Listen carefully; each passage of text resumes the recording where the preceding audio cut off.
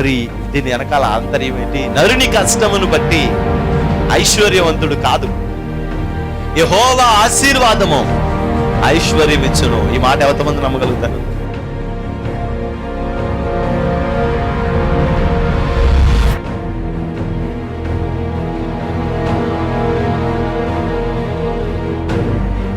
ఆ రక్షణను మనం చూడాలి, అనేక ఆత్మల రక్షణను మనం చూడాలి. దేవుని యొక్క మందిరంలో దేవుడు చేసే అద్భుత కార్యాలన్నిటినీ మన కన్నులారా మనం చూడాలి. నేడు ఈ ఇంటికి రక్షణ వచ్చింది. ఎప్పుడో మన దోషములను మనం విడిచిపెట్టుకున్నాం.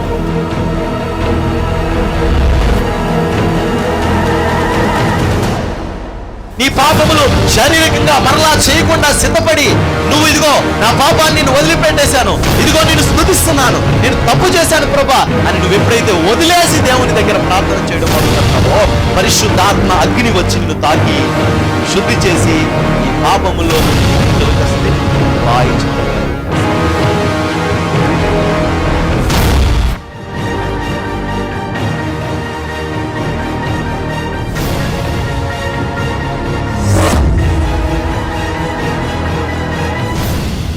అపోస్తలుడైన పౌలు హెబ్రీయులకు రాసిన పత్రిక, పౌలు హెబ్రీయులకు రాసిన పత్రిక 7వ అధ్యాయం 12వ వాక్యం చదువుతాం. ఇదియుగాక యాజకులు మార్చబడిన ఎడల అవశ్యముగా యాజక ధర్మము సహా మార్చబడును. ఎవని గూర్చి ఈ సంగతులు చెప్పబడెనో ఆయన వేరొక గోత్రములో పుట్టెను. ఆ గోత్రంలోని వాడెవడను బలిపీఠం నొద్ద పరిచర్య చేయలేదు. మన ప్రభువు యోధా సంతానమందు జన్మించినంట స్పష్టమే. ఆ గోత్ర విషయంలో యాజకులను గూర్చి మోషే ఏమీ చెప్పలేదు. మరియు శరీరానుసారముగా నెరవేర్చబడు ఆజ్ఞగల ధర్మశాస్త్రమును బట్టి కాక, నాశనం లేని జీవమునకున్న శక్తిని బట్టి నియమింపబడి మెల్కీసెదెకును పోలిన వాడైన వేరొక యాజకుడు వచ్చి ఉన్నాడు. కావున మేము చెప్పిన సంగతి మరింత విశదమై ఉన్నది. దేవునికి స్తోత్రం. హల్లెలూయా.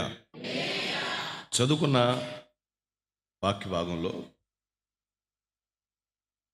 7వ అధ్యాయం మొదటి నుంచి కూడా పౌలు గారు కొన్ని విషయాలను రాస్తూ యేసుక్రీస్తు యొక్క విశిష్టతను, యేసుక్రీస్తు యొక్క దైవత్వాన్ని గురించి చెప్తూ ఆయన కొంత వివరణ ఇస్తూ కొన్ని విషయాలు మాట్లాడుతూ ఉన్నాడు.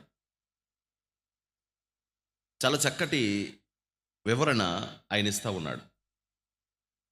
యాజక ధర్మము అనే విషయాన్ని ఈ తావులో మనకి ఆయన చూపిస్తూ ఉన్నాడు. అంటే యాజకునికున్న అధర్మాలు, భార్యకు ఒక ధర్మము, భర్తకు ఒక ధర్మము, పిల్లలకు ఒక ధర్మము, నాయకుడికి ఒక ధర్మము అనే విషయాలు మనం ద్వితీయోపదేశకాండంలో ఎలాగైతే చూస్తూ ఉన్నామో, అలాగే యాజకుని ధర్మం, యాజక ధర్మం, ఈ యాజక ధర్మము అనేది మార్చబడింది అనేది ఎప్పుడు తెలుస్తుందంటే, వేరే గోత్రాన్ని ఎప్పుడైతే ఎంచుకున్నాడో అప్పుడు యాజక ధర్మం మారింది అనే విషయం తెలుస్తుంది. ఈ గోత్రాన్ని గురించి ఏమీ చెప్పలేదట. రాబోయే రోజుల్లో ఈ గోత్రంలో యాజకులు ఉంటారు, ఈ గోత్రం యాజక గోత్రం అవుతుంది, ఈ గోత్రంలో ఇలాంటి అనుభవాలు ఉంటాయని ఏమీ చెప్పబడలా. కానీ గోత్రంలోంచి ఒక సేవకుడు వచ్చాడు అని అంటే ఎలా వచ్చాడు అనే విషయాల్ని ఆయన చెప్తూ ఉన్నాడు. ఎందుకంటే ఈ విషయం వాళ్ళకి అర్థం కాని ఒక చిక్కు ప్రశ్న అన్నమాట. ఆయన వేరే గోత్రంలో ఎలా వచ్చాడో, వేరే గోత్రంలో వచ్చి ఆయన యాజకత్వం ఎలా చేశాడో అనే విషయాల్ని ఇక్కడ చెప్తూ, ఇప్పుడు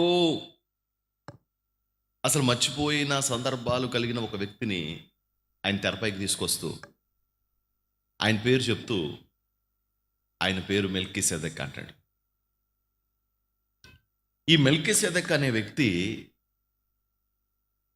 ఓ ప్రాంతానికి రాజుగా ఉన్నాడట, ఓ ప్రాంతానికి యాజకుడుగా కూడా ఉన్నాడట. ఈ మెల్కీసెదెక్ని ఎదుర్కొన్నాడట అబ్రహాము గారు. ఈ మెల్కీసెదెక్ని ఎదుర్కోక ముందు జరిగిన ఒక సందర్భం, ఆయన మెల్కీసెదెకుని ఎదుర్కోక మునుపు జరిగిన ఒక సందర్భం.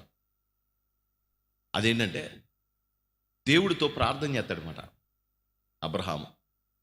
ఆయన సొదొమ గురించి ఒకసారి నువ్వు జ్ఞాపకం చేసుకుని, ఆయన సొదొమ ఎడల ఒకసారి నువ్వు కృప చూపించిన ఆయన అంటాడు. సొదొమ మీద ప్రేమ ఎందుకు అమ్మా? ఎవరున్నారు? లోతు ఉన్నారు. లోతు ఎవరు? ఇప్పుడు లోతు గారు అక్కడ ఉన్నాడు. ఆ పట్టణం నాశనం అయిపోతుందని అబ్రహాము గారికి తెలిసింది. ఇప్పుడు విజ్ఞాపన చేయడం మొదలుపెట్టాడు. అసలు దేవుడే లోతు దగ్గరికి వచ్చి, అబ్రహాము గారి దగ్గరికి వచ్చి కూర్చుని సాఫీగా భోజనం చేసి వాళ్ళు ముగ్గురు మాట్లాడుకుని వెళ్ళిపోతున్నాడు. ఆయన సొదొమ పట్టణాన్ని నాశనం చేయబోతుంది. అబ్రహాముకు చెప్తున్నాడా, లేకపోతే అబ్రహాము ఏం చేస్తాడని ఎదురు చూస్తున్నాడా అనేది నాకు డౌట్ మాట. అబ్రహాము చెప్తున్నాడా, అబ్రహ్మ మొత్తం స్మాష్ అయిపోతుంది, నాశనం అయిపోతుంది అని చెప్తాం అనుకున్నాడా, లేకపోతే అక్కడ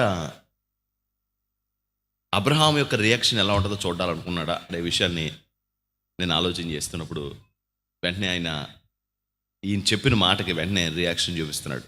నాయనా పెద్ద పట్టణం అది, చాలా పెద్ద పట్టణం అది. ఆ పట్టణంలో నీతిమంతులు ఉంటారో అనీతిమంతులు ఉంటారో. కాబట్టి నీతిమంతులతో పాటు అనీతిమంతులతో పాటు నీతిమంతులు కూడా చచ్చిపోతారు. పెద్ద పట్టణం అది, మీకు సబవేనా? ఒకసారి మీరు ఆలోచించండి అని ప్రార్థన చేయడం మొదలుపెట్టాడు. అబ్రహామా, వాళ్ళని గురించిన మొర నేను విన్నప్పుడు చాలా భయంకరంగా అనిపించింది నాకు. ఒక్క దుశ్చర్య కాదు వాళ్ళు చేసింది, ఒక్క పనికిమాలిన పని కాదు వాళ్ళు చేసింది, ఒక్క దౌష్యం కాదు వాళ్ళు చేసింది, ఒక్క దుర్మార్గం కాదు వాళ్ళు చేసింది. ఒక వ్యక్తి అంట దేవుడి గురించి సువార్త చెప్తున్నాడట. దేవుడున్నాడు, దేవుడున్నాడు, దేవుడున్నాడు అని బలంగా చెప్తున్నాడట. అదే దేశంలో ఒక హేతువాది, అంటే ఈ దేవుడిని ఎరగని వాళ్ళని ఏమంటారు వీళ్ళ? నాస్తికులు. ఒక నాస్తికుడు ఉన్నాడంట. ఆడు కూడా చాలా పేరు మోసినోడు. వాడు దేవుడు లేడు, దేవుడు లేడు, దేవుడు లేడు అని ప్రకటిస్తాడట. ఓ రోజు ఆడేమని ప్రకటించాడంటే, ఇదిగో ఈ కప్పు ఉంది కదా, ఈ కప్పు నిజంగా దేవుడు అన్నవాడు ఉంటే, దేవుడైన వాడు నిజంగా ఉంటే కనుక ఈ కప్పు కింద పడిపోయి మొక్కలైపోద్ది. నేనేం చేస్తాను తెలుసా? దేవుడిని పెచ్చ తిట్లని తిడతాను. తిట్లు ఉంటాయి కదా, కొన్ని తిట్లు. యాదవ, దరిద్రుడు, నిష్ఠ దరిద్రుడు, నీచుడు, నికృష్టుడు, అలాంటివి తిడతాను. బూతు మాటలు కూడా తిడతాను. ఇప్పుడు మీలో ఎవరినైనా నిలబెట్టి ఆ బూతులు తిట్టాను అనుకోండి, కాసేపు మాత్రం ఓపికగా ఉంటారు, ఆ తర్వాత కాళ్ళ పట్టుకుంటారు. కొడుకునైనా సరే 4 సార్లు 5 సార్లు తిడితే ఆడు రెచ్చిపోతూ ఉంటాడు. ఎందుకు తిడుతున్నావు, నాకు అవసరం లేకుండా. కూతురైనా అంతే, అన్నదమ్ములైనా అంతే కదా. రోషం ఉంటుంది కదా. దేవుడు అన్నవాడికి నిజంగా రోషం ఉంటుంది కదా. రోషము గల దేవుడు అని చెప్తారుగా. నేను తిడతాను ఆయన గురించి, బూతులు తిడతాను. మీరు చెవులు మూసుకునే అంత దారుణంగా తిడతాను. ఈ గ్లాస్ ఉంది కదా, అది పడిపోవాలి, అది పగిలిపోవాలి. మొదటి 2, ఆయన విపరీతమైన కోపం వచ్చి నన్ను చంపేయాలి. ఇంతకంటే పెద్ద సవాలే ఉంటుంది. నన్ను చంపేయాలంతే. ధనాల్మని నేను చచ్చిపోవాలంతే, గుండె అయిపోయి చచ్చిపోవాలి. నిజంగా దేవుడు ఉండే నేను తిడుతుండగా. ఇప్పుడు చాలామంది ఆలోచిస్తున్నారు, ఇటు తిడుతున్నాడు మైకుల్లో. ప్రోగ్రాముల్లో తిడుతున్నాడు. చాలామందికి ఇక్కడ ఉన్న వాళ్ళు కూడా అదే మైండ్ ఉంటుంది. చాలామందికి అదే మైండ్. ఇక్కడ కూర్చున్నారు కానీ ఆరాధన చేస్తున్నారు కానీ చాలా మందికి మైండ్ అంతే.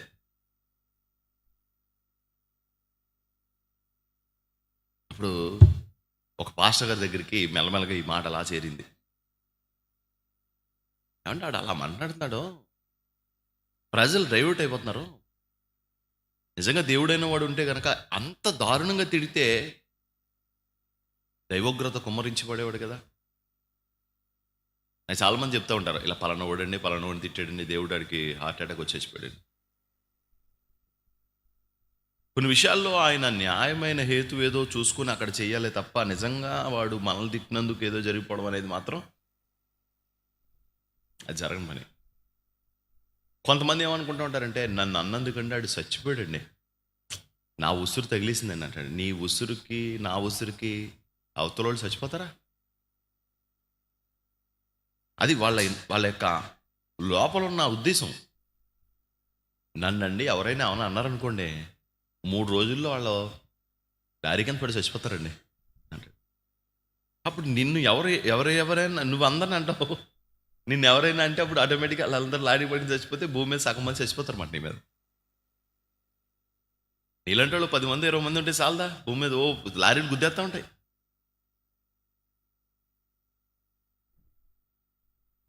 పాత సినిమాల్లో మాట్లాడకూడదు.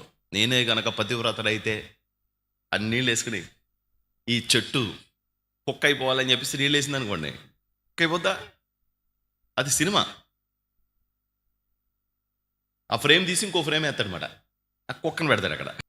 ట్రై చేయండి ఒకసారి చూద్దాం, ట్రై చేయండి ఒకసారి. అలాగా మొన్న అమెరికా కూడా ఏదో కాలిపోయిందని చెప్పినప్పుడు దేవుడు లేడు. అసలు మీకు తెలియని విషయం ఏంటంటే, అలాగైతే అంతకంటే నీచపు మాటలు మాట్లాడారు ఎవరైనా మన ఆంధ్రప్రదేశ్లో ఉన్న ఆయన. వాళ్ళు ఇప్పుడు మొత్తం ముక్కలు అయిపోవాలిగా. మీరు ఆలోచించండి, సగటున ఆలోచించండి. ఏంటి దేవుడు అన్నవాడు నేను మైనస్, దేవుడు అన్నవాడు 0 అంటేనే అంత ఎఫెక్ట్ ఉంటే మరి వీళ్ళు బూతులు తిట్టారు. బూతుల్లో మామూలు బూతులు కాదు, అనకూడని మాటలు. యేసు ప్రభుని గురించి ఎంత తగ్గించి మాట్లాడకూడదో, ఎంత నీచంగా మాట్లాడకూడదో అంత దారుణాతి దారుణంగా మాట్లాడారు వాళ్ళు. మన ఉద్దేశం కూడా అదే. ఆడు కూడా తిడుతున్నాడు, డిచ్కి బాబా లేకపోతే ఇంకో బాబా ఆ బాబా ఉన్నారు కదా, వాళ్ళకంటే దారుణంగా తిడుతున్నాడు. ఎవరు? ఆ నాస్తికుడు. దేవుడు అలాగా, దేవుడు ఇలాగా, ఆడు ఇలాంటోడు, ఆడు అలాంటోడు, ఆడు అసలు దేవుడా, ఆడొక కుక్క, ఆడొక పంది, అది ఇది అని తిడుతున్నాడంట. ప్రతి మీటింగ్లో కూడా ఆడి పని ఏంటంటే ఫస్ట్ 2 మాటలు చెప్పి ఆ తర్వాత దేవుడిని తిడతా ఉంటాడు. ఆ తర్వాత 10 నిమిషాలు మాటలు చెప్తాడు, ప్రసంగం అయిపోద్ది, జనాలు ఎల్లగొట్టేస్తూ ఉంటారు. అప్పుడు పెద్ద అంతర్రాష్ట్రీయ దైవజనుడి దగ్గరికి ఈ వర్తమానం వెళ్ళింది. వెళ్తే ఆయన దగ్గరికి వెళ్ళి, సార్ మీరు ఏదో ఒకటి మాట్లాడాలి, ఏదో స్టేట్మెంట్ ఇవ్వాలి దీని గురించి, లేకపోతే ఇది అలా ప్రచారం అయితే చాలామంది దేవుడు లేడని ఓ ప్రచారం వచ్చేస్తుందండి, మీరు వినాలండి, ఈ మాట అనాలి అన్నాడు. అప్పుడు ఆయన చెప్పారంట, అరగంటకో పావు గంటకో తిడితే ఉద్రేకపడితే ఆయన దేవుడు అవ్వడం. ఏమవుతాడు? నాలాంటి మనిషి అవుతాడు. రోజో 2 రోజులో తిడితే ఉద్రేక పడిపోతే ఆయన దేవుడు అవ్వడం. దేవునికి ఏముంటుంది? దీర్ఘశాంతం ఉంటుంది. ఆయన ఎవరంట? ఒక్కసారి మీ గురించి మీరు, నా గురించి నేను ఆలోచించుకుంటే, ఆయన దీర్ఘశాంతమే గనక చూపకపోయి ఉంటే మనం బ్రతికి ఇలా సజీవుల లెక్కలో ఉండేవాళ్ళమా? చెప్పండి మీరు. ఉండేవాళ్ళం కాదు. అసలు ఎట్టి పరిస్థితుల్లో అవకాశం లేదు. మనల్ని దేవుడు పిలుస్తున్నా, మనల్ని దేవుడు హెచ్చరిస్తున్నా, దేవుడు మనతో మాట్లాడుతున్నా, దేవుడు మనల్ని గద్దించినా, ఎన్నోసార్లు సరిచేసుకోని అనుభవాలు ఎన్నోసార్లు ఉన్నప్పుడు, అలాంటి విషయాలలో ఒకవేళ మనం కుడేడాలు తొలగిపోయి ఉంటే మనం మారు మనసు పొందే అవకాశం మనకెక్కడ దొరికేది? దొరికేదా? అసలు ఛాన్సే లేదు. అప్పుడు ఆయన చెప్పాడంట, తొందరపడకరా నాయనా, దేవుని యొక్క స్వరం, దేవుని యొక్క ఆలోచన చాలా ఉన్నతమైనది. ఎటుగా ఒకసారి స్తోత్రం చెప్పండి. హల్లెలూయా, హల్లెలూయా. ఒక పాట ఉంటుంది మాట, కోపించుచునే వాత్సల్యము నాపై చూపెనే, ఊహించలేనే నీ కృపలేని క్షణమును, కోపించుచునే వాత్సల్యము నాపై చూపినావే, ఊహించలేనే నీ కృపలేని క్షణమును, కోపించుచునే వాత్సల్యము నాపై చూపినావే, ఆశ్రయ దుర్గమా నా యేసయ్యా.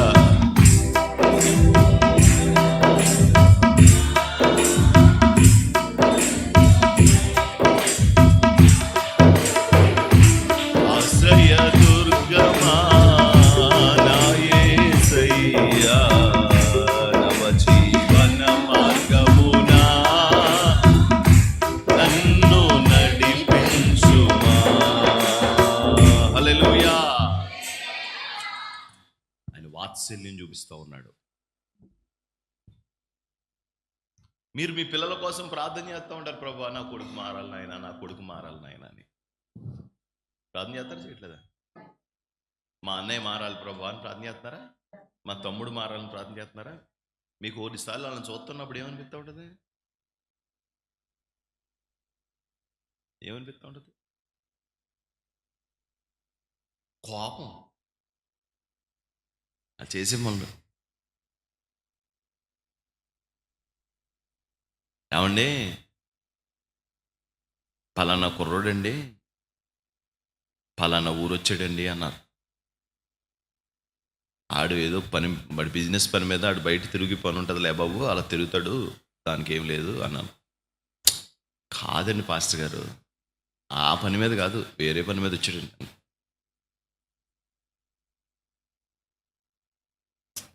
నువ్వు కంగారు పడకో, తొందర పడక అంటే, పాస్టర్ గారు ఇంక మీకు ఫోటో తీసి చూపించాలండి అన్నాడు. మీకు ఫోటో చూపించాలి. అది ఎక్కడికి వచ్చాడో, ఎవరింట్లో దూరాడో మీకు ఫోటో తీసి చూపించాలి, అంతే. ఇంకేం చేయగలవు అన్నాడు. నువ్వు ఫోటో నువ్వు తీయవద్దు, నువ్వు ఇంకా చెప్పాను వద్దు.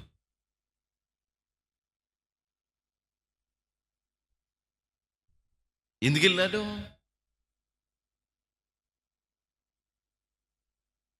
బాప్తిజం తీసుకుని ప్రార్థనలో కూర్చుని దేవుని ఆరాధించి పెళ్ళయి అస్సాని కొంపల్లో దోరుతున్నాడు. ఏమండి మరి ఇదేంటంటే, నేను అన్నాను, వాణ్ణి కూడా దేవుడు రక్షించుకోవడానికి చూస్తున్నాడు. మన ఇరిటేషన్, మన ఉద్రేకాలు, మన తొందరపాట్లు, అంటే నా తొందరపాట్లు దేవుడికి ఉండవు.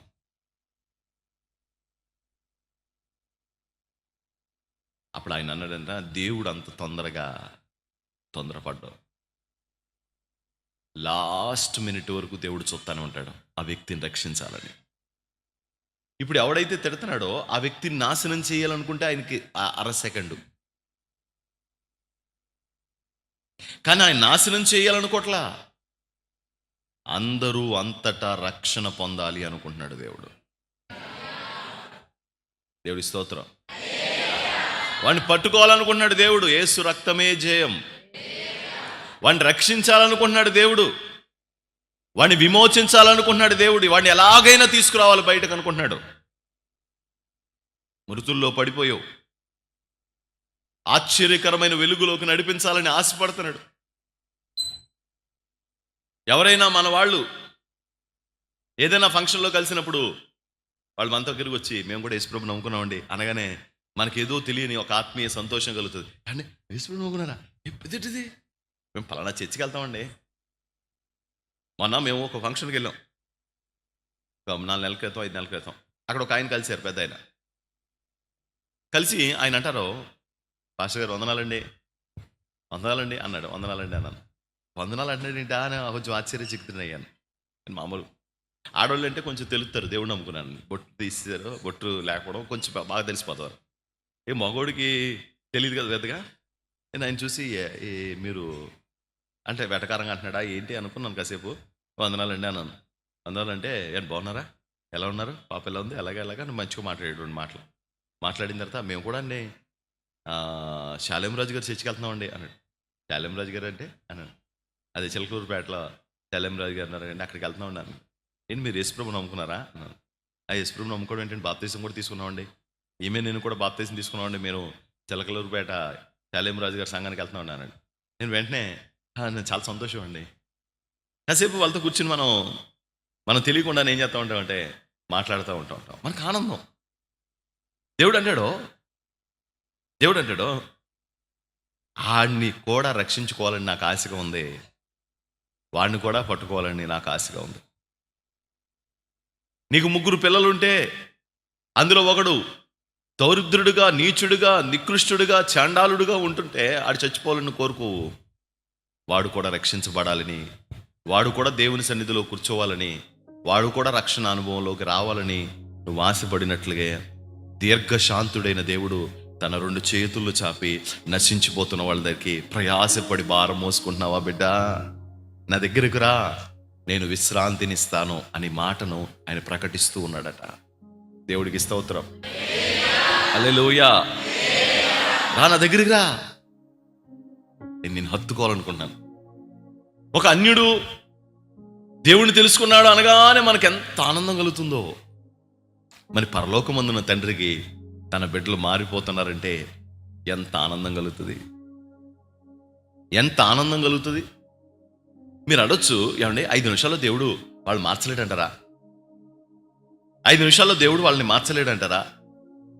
దేవుడు 5 నిమిషాల్లో మార్చకపోవడం అనే విషయానికి వాక్యం ఏం చెప్తుందంటే, వారు తమ హృదయములలో దేవునికి చోటు ఇవ్వనొల్లకపోయిరి. వాళ్ళ హృదయాల్లో ఏమి చేయలేదంట. మనకేదైనా తీరని తగ్గని రోగం వచ్చిందనుకోండి, ఏం చేస్తాం మనం? మనకి తీరది తగ్గని రోగం ఏదైనా వచ్చిందనుకోండి, ఏం చేస్తాం? దానికంటే ముందు ఏం చేస్తాం చెప్పండి మీరు? మనకేదో రోగం వచ్చేసింది, అది తగ్గదు, నువ్వు చచ్చిపోతామని చెప్పారు. అప్పుడు ఏం ఆలోచిస్తాం? ప్రభా నేనేమైనా తప్పు చేశాను ప్రభా అని ఆలోచించవా? కానీ అన్యుడికి అది ఉండదు. మనం ఇలా ఆలోచిస్తాం కదా, మనకు నేర్పిన బోధ ఇది కదా, మనం ఇలా ఆలోచించుకుంటాం. కానీ అన్యుడు అలా ఆలోచించడు. ఏమంటుంది సార్? దేవుడే లేడండి.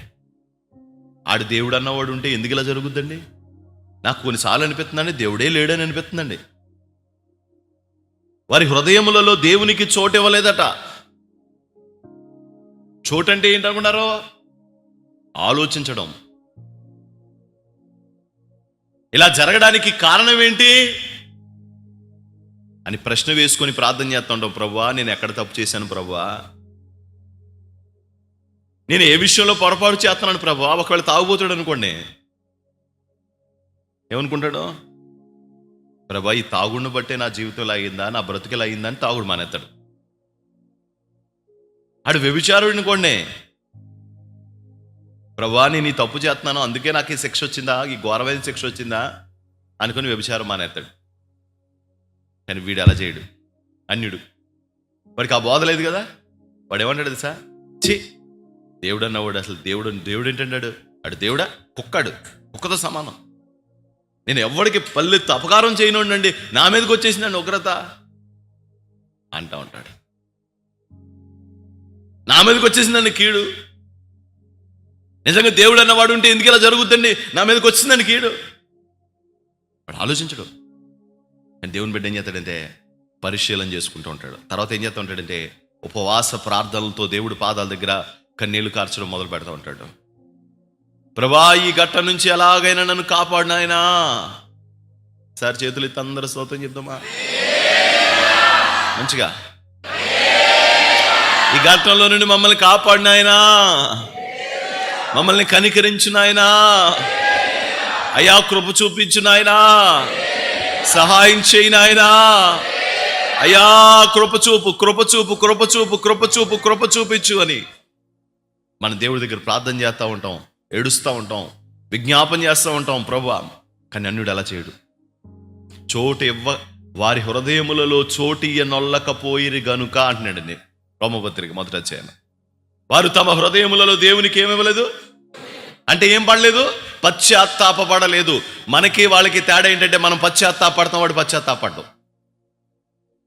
ఒక నిమిషంలో రక్షించవచ్చు కదంటే రక్షించవచ్చు, కానీ పశ్చాత్తాపడాలి. మమ్మల్ని ముట్టినందుకు వందనాలు, మమ్మల్ని అభిషేకించినందుకు వందనాలు. మీ కృపతో మమ్మల్ని నింపి బలపరిచి నడిపించండి. కూడి వచ్చిన బిడ్డలందరికీ కృపద ఇచ్చేయండి. కూడి వచ్చిన బిడ్డలందరి మీద నీ సన్నిధి ఉంచండి. కృప చూపించి మహిమ పొందమని దేవా. కూడి వచ్చిన ప్రతి బిడ్డ ఈ మధ్యాహ్నం కృప పొందాలయ్యా. ఎవరే ఇబ్బందితో, ఎవరే శోధనతో వచ్చారో వారి శోధన నుంచి వాళ్ళు విడిపించబడి గొప్ప నెమ్మది పొందుకోవడానికి సహాయం చేయమని ప్రతి బిడ్డను దీవించి ఆశీర్వదించమని యేసు నామం పేరట వేడుకొని ప్రార్థిస్తున్నాం తండ్రి. ఆమేన్.